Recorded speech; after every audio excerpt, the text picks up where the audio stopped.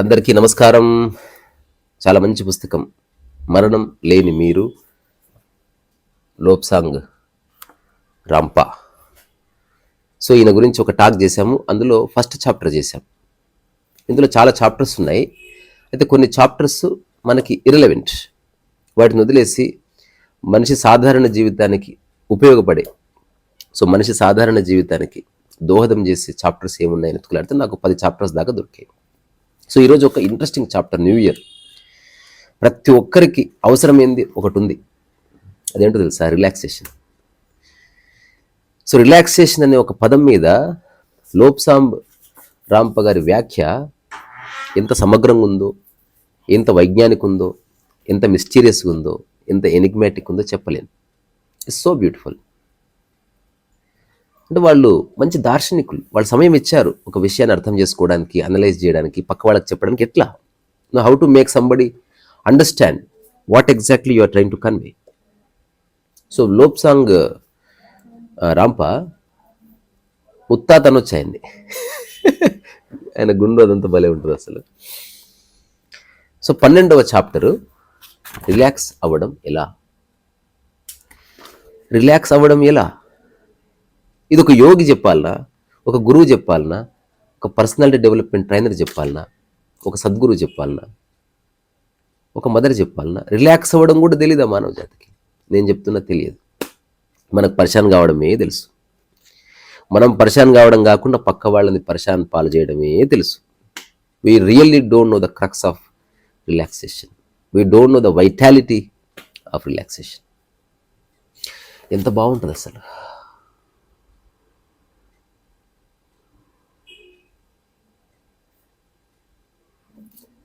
Just be relaxed.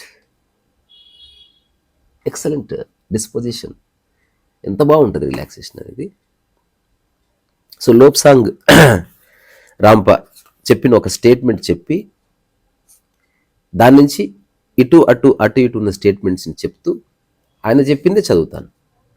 మంచిగా ఉన్న దానికి ఏ ప్రత్యేక వ్యాఖ్య అక్కర్లేదు. ఆధ్యాత్మిక సాధనకు సిద్ధపడే ముందు ఈయన ఒక మాట చెప్తున్నాడు. ఇది ప్రపంచంలో ఉన్న అందరికి చెప్పే మాట కాదు. ఎవరైతే జీవితంలో నిజంగా ఆధ్యాత్మికత యొక్క పరమోత్కృష్ట సత్యాన్ని అర్థం చేసుకోవాలనుకుంటున్నారో వాళ్ళకి ఈ పుస్తకం. మరణం లేని మీరు. రమణ తాత అన్నాడు, నువ్వెవరో తెలుసుకో. ఆయన తెలుసుకోమన్నది ఎప్పటికీ మరణం లేని ఒకానొక స్థితి. ఏమిటది?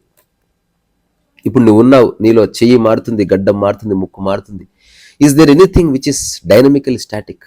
మృతప్రాయమైన స్థిరత్వము కాదు, సజీవ చైతన్యం గల స్థిరత్వం ఉందా? నేను చెప్తున్నా ఉంది. ప్రూవ్ చేయలేవు. అదే ఇప్పుడు మాట్లాడుతుంది. స్థిరత్వం ఎప్పుడు వస్తుంది? ఎక్స్పెక్టేషన్ లేనప్పుడు, భయం లేనప్పుడు, ఒపీనియన్స్ లేనప్పుడు, జడ్జిమెంట్స్ లేనప్పుడు, సమదృష్టి ఉన్నప్పుడు, సమభావన ఉన్నప్పుడు, నిష్కామకర్మ చేస్తున్నప్పుడు. వీటన్నిటి యొక్క సెంట్రల్ ఆ పాయింట్లో you are there as an experience. There is no experiencer. కానీ ఎట్లా అర్థం చేయించడం? ఇది అందరికీ స్వతహాగా, స్వభావ సిద్ధంగా, జన్మతః ఉన్నదే. మనం అడ్డు పెట్టుకున్నాం చాలా వాటిని ఇబ్బంది పెట్టేవి. సో లోబ్సాంగ్ రాంప ఏమంటున్నాడో చదువుతాను మళ్ళీ. ఆధ్యాత్మిక సాధనకు సిద్ధపడే ముందు మీరు చేయవలసిన ముఖ్యమైన, ఉత్తమమైన పద్ధతి ఏమిటంటే బాగా రిలాక్స్ అవ్వడం నేర్చుకోండి.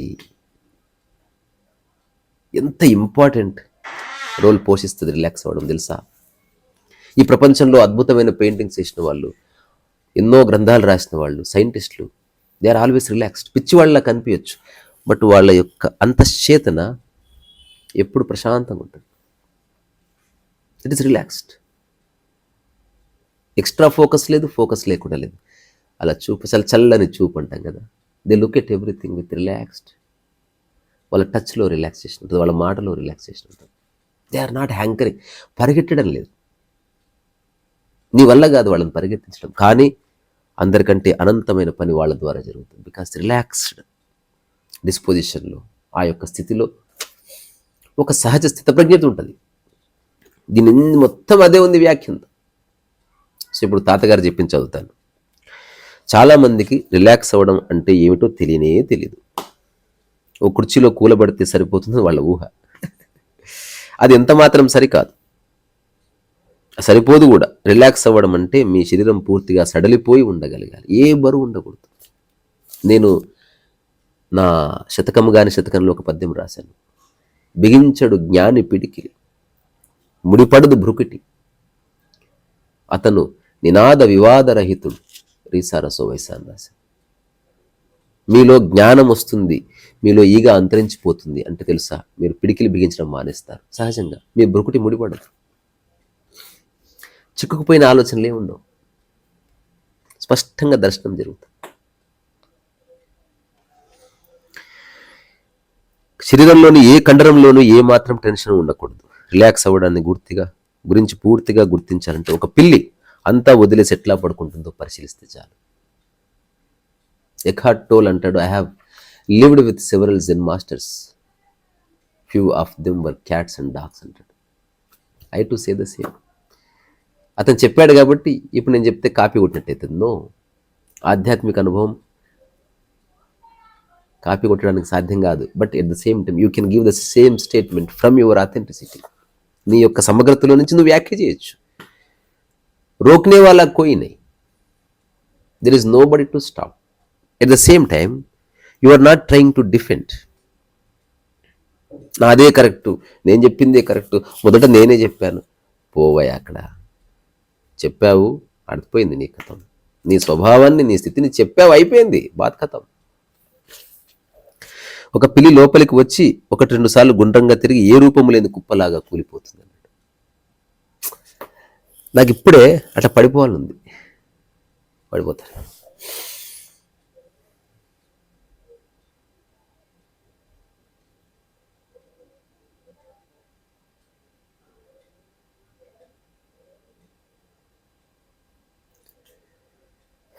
దేని మీద ఫోకస్ ఉండదు.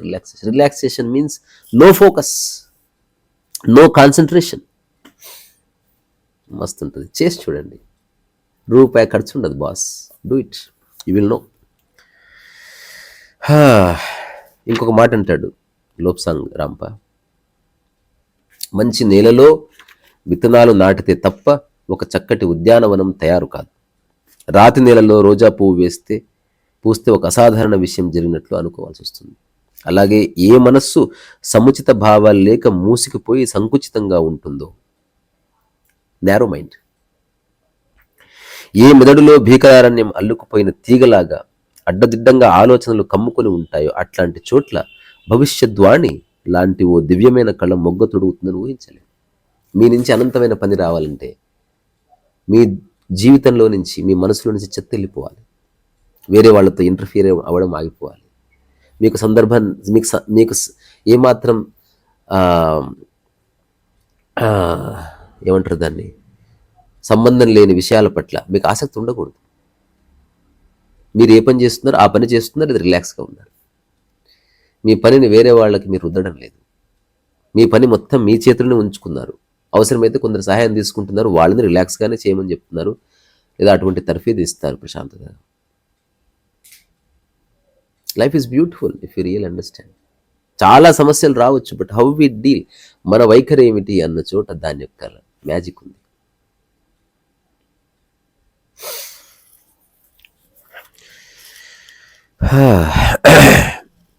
నిశ్శబ్దం గురించి ముందు ముందు మనం చాలా విషయాలు తెలుసుకుంటాం. ఈనాడు మనల్ని వేధిస్తున్న అసంబద్ధపు విరుద్ధమైన ఆలోచనలు, ఎప్పుడూ హోరెత్తిస్తూ మోగే రేడియో టీవీల గోలలు మానవుని ఆధ్యాత్మిక శక్తుల్ని అణిచిపడేస్తున్నాయి.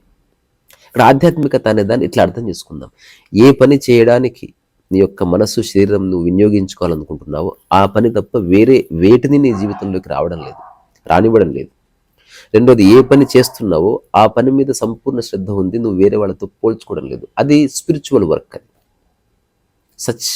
సచ్ ఎ వండర్ఫుల్ వర్క్ అంటాం కదా, ఇట్ ఈస్ ఇన్కంపారబుల్. ప్రాచీన కాల పురుషులు ఘోష పెట్టి చెప్పేవాళ్ళు, ప్రశాంతంగా ఉండు, నేను మీలోనే ఉన్నానని తెలుసుకో, be still and know that I'm within.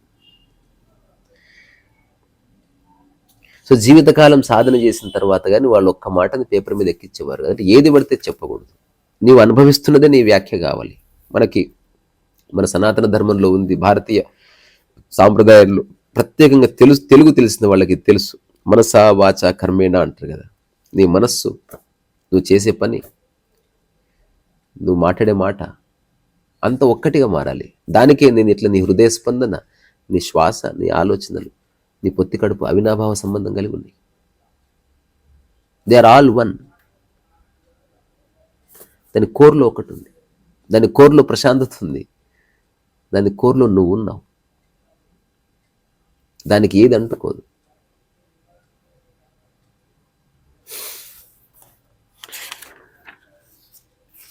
So ఇందులో ఒక ఎగ్జాంపుల్ ఇస్తాడనమాట. మన శరీరాన్ని ఒక ద్వీపంలాగా, ఒక ఐలాండ్ లాగా ఊహించుకుంటే, అట్లా పడుకున్నారు మీరు. ఈ వేవేల కోట్ల లక్షల కణాలు, అణువులు, పరమాణువులు, అవి మనుషులు అనుకోండి, ఆ ద్వీపం మీద తిరుగుతున్నారు.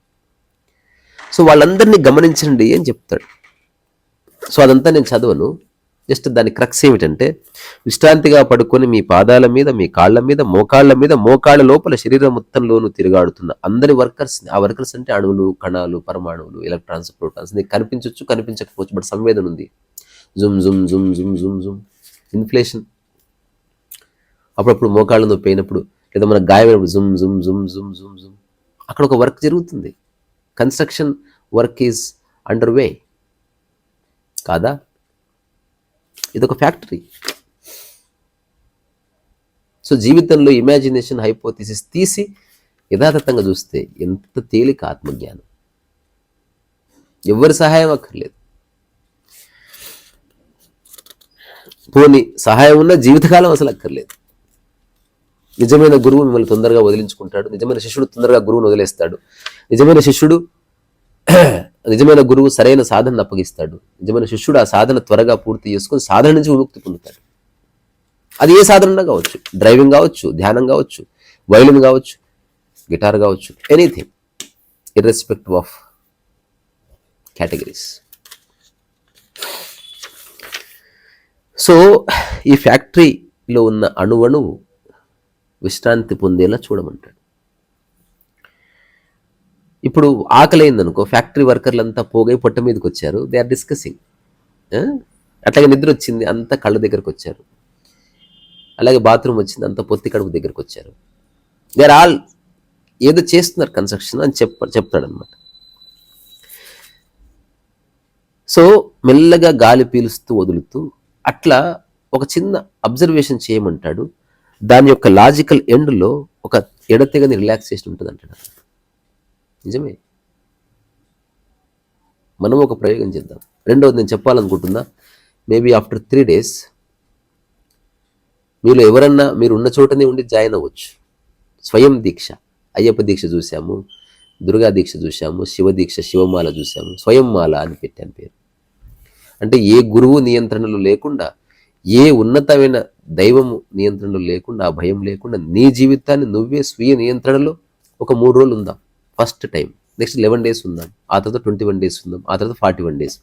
సో స్వీయ నియంత్రణలో ఏం చేస్తాం? ఇక వేరే వాటి మీద మనం లగ్నం చేయం, వేరే వాళ్ళ విషయాలు పట్టించుకోం. నీవు, నీ భోజనము, నీ యొక్క ప్రశాంతత, నీ పని, నీ నిద్ర, ఇంతే నీ జీవితం. ఫ్రాంక్గా చెప్పాలంటే ఒక ఎనిమల్ బతికినట్టు బతుకుతావు విత్ అట్మోస్ట్ ఇంటెలిజెన్స్. సమస్త ప్రాణికోటి అదే చేస్తుంది. అవన్నీ స్వయం మాలలో ఉన్నాయి. మనిషికి ఇంకొకటి వేయాలి మాల. కొందరు టోపీ వేయాలి, కొందరు మాల వేయాలి, కొందరు పూల బాట వేయాలి, కొందరు ఆశ్రమం కట్టాలి. వీళ్ళకి ధ్యానం కుదరదు వేరే వాళ్ళ ఆశ్రమం కట్టే వరకు. ఎవరో గురువు వచ్చి చెప్పేదాకా వీళ్ళకి అసలు ఏ మేలుకొల్పు రాదు. ఎట్లుంటుందబ్బా? బాత్రూమ్ కట్టే వరకు ఇది ఆగుతుందా? ఆగదు. రియల్ అన్వేషణ ఎట్లుంటుందంటే ఇట్లనే ఉంటుంది. వచ్చిందా, you will find your own path. అక్కడ తప్పులుండో సచ్నెస్ ఉంటుంది. పని అయిపోగొట్టడమే ఉంటుంది. సో ఆ 3 రోజులు నేను ఎవ్రీ 2 hours ఒక అప్డేట్ ఇస్తాను. మనం జాయిన్ అవుదాం. నేను ఐఎమ్ నాట్ ఫోర్సింగ్ ఎనీబడి. ఇది ఒక ప్రొపగండా కాదు, ఏమీ కాదు. దీంట్లో మంత్రము లేదు, చింతకాయ పచ్చడి లేదు. మీరు ఏ పని మీకు ఇష్టమో అది చేసుకోండి. ఏ పని లేకపోతే ఇల్లు సర్దుకోండి 3 రోజులు. ప్రతి వస్తువు టచ్ చేయండి, ప్రతి వస్తువు నిగనిగలాళ్ళు చూసుకోండి. చాలా బాగుంటుంది. Anyway I'm going to do this is the first step. ఎవరో వస్తే నేను చేస్తా అనుకోవడం పొరపాటు. సో ఆ 3 రోజులు తక్కువ cooked food, more of vegetables and fruits.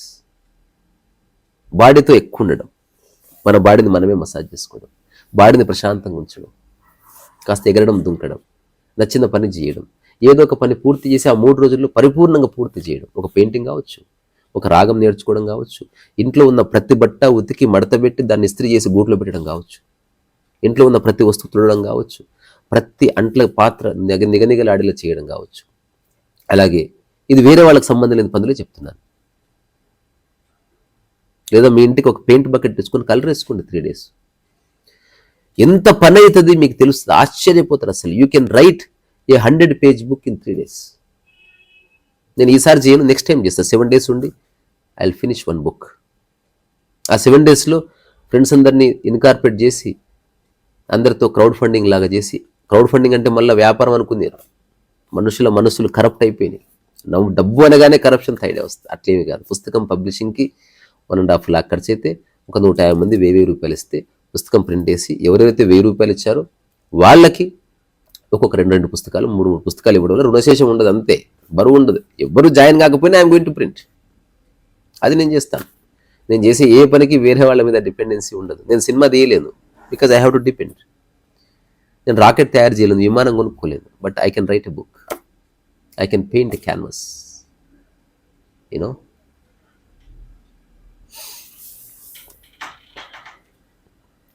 So మనుష్యులు పనికిరాని చిన్న విషయాల మీదే పనికిరాని ఆలోచనలు చేస్తూ జీవితంలో ఉన్నతమైన అంశాలను, వస్తువులను పొందుపరుచుకొని ఉన్న అత్యుత్తమ జీవితాన్ని గురించి ఆలోచించే సమయాన్ని సంపాదించుకోలేకపోతున్నారు.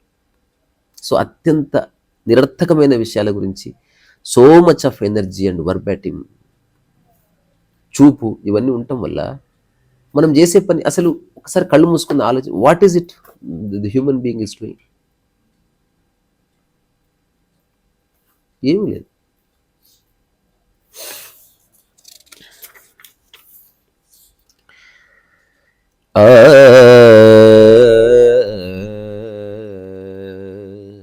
ఫైనల్ ఏమంటాడంటే, రిలాక్స్ అయిన తర్వాత మీ మనస్సుని ఓపెన్ చేసి పెట్టుకోండి.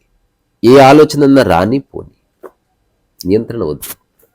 అట్లా మనస్సులో ఆలోచన, ఏ ఆలోచన పట్టుకోకు, వస్తుంది పోతుంది. ఇట్లా ఇది మనస్సు, ఆలోచనలు వస్తున్నాయి పోతుంది. ఇది సాక్షి భావన, చూడ్డం. అప్పుడప్పుడు ఏదో ఒకటి దగ్గరకు వచ్చి ఇట్లా అంటది, చూడు. కొన్ని టచ్ చేస్తే ఇట్లా గెలుకుతుంది, అయినా చూడు. ఎప్పుడైతే ఒకసారి చూసావో ఇట్ విల్ గో. అట్లా ఫస్ట్లో వచ్చిన ఈ ఆలోచన మెల్లగా సద్దుమడిగి మెల్లగా డిసప్పేర్ అయిపోయి అట్లా ఒక మిర్రర్ లాగా నిలబడుతుంది. సచ్చిదానందం ఏం లేదు. బట్ ఎక్కడో చోట మిగించేయాలి. దీనివల్ల అందరికి ఒక అపోహ ఉంది మిత్రులారా. ఆధ్యాత్మికత అంటే గురువు అయిపోవడం, దండలేయించుకోవడం, కాళ్ళు మొక్కించుకోవడం, ఆశ్రమం కాదు. ఆధ్యాత్మిక అంటే ప్రకృతితో మమేకమై నీ యొక్క సాధారణ జీవితాన్ని సమగ్రతతో జీవించే ఒక ఆర్ట్. హోగే ఆ బాత్ కదా.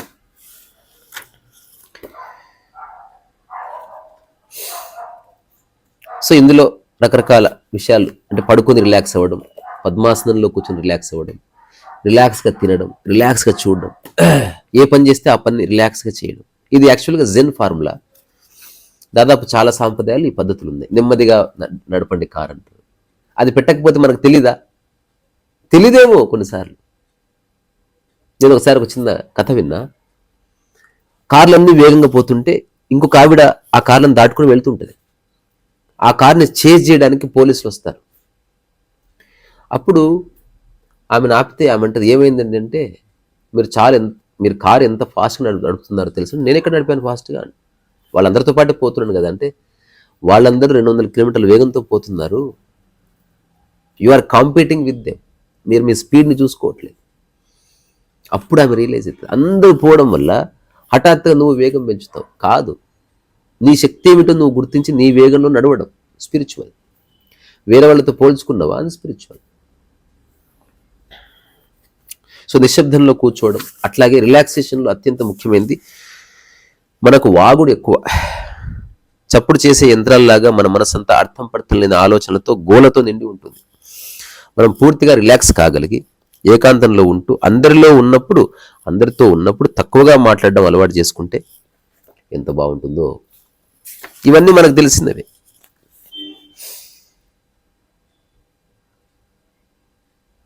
సో ఒకరోజు ఎక్కువగా నిశ్శబ్దంగా ఉండే ప్రయత్నం చేసి, అవసరమైతే తప్ప మాట్లాడి, మిగతా సమయంలో శరీరాన్ని వదులుగా పెట్టి, మాటని తక్కువగా కనుక మాట్లాడితే ఒక సహజమైన ప్రశాంతత వస్తుంది అని ఆయన అనుభవంలో చెప్తున్నాడు. నేను దీన్ని అంగీకరిస్తున్నాను. ఇప్పుడు ఈ టాక్ మాట్లాడినంతసేపు నా పద్మాసనం తీయలేదు, నాకే కాళ్ళు గుంజడం లేదు, నాకే మోకాళ్ళు నొప్పి లేయడం లేదు. పరిపూర్ణ ప్రశాంతతలో ఇట్లా కూర్చున్నాను. I'm not trying to prove any point.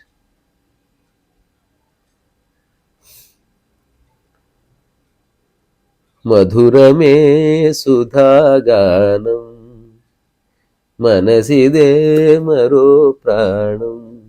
So 3 రోజుల స్వయంమాల, నేను రేపు డేట్ చెప్తాను. 3 రోజులు కాబట్టి ఎనీబడి కెన్ డు, కానీ we try to communicate.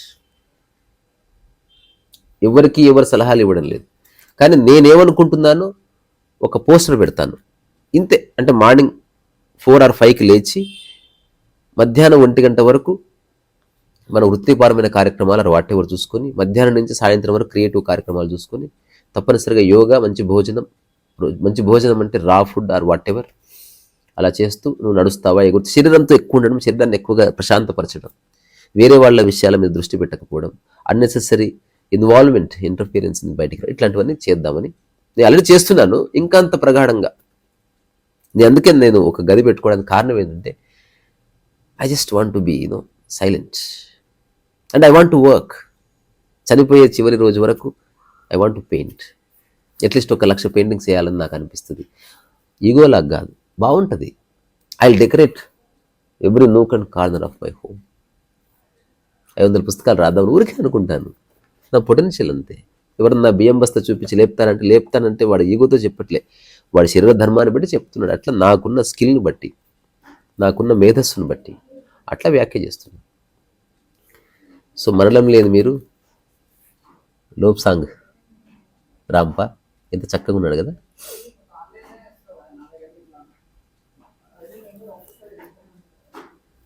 రీసారా సోవైసా. Next మరొక చాప్టర్తో కలుద్దాం. Be relaxed, be happy. ఇక్కడి నుంచే మీ యొక్క ఓపికకి, మీలో ఉన్న ప్రశాంతతకి, సహజత్వానికి శిరస్సు ఉంచి నమస్కారం చేస్తున్నా. యాక్సెప్ట్ చేయండి.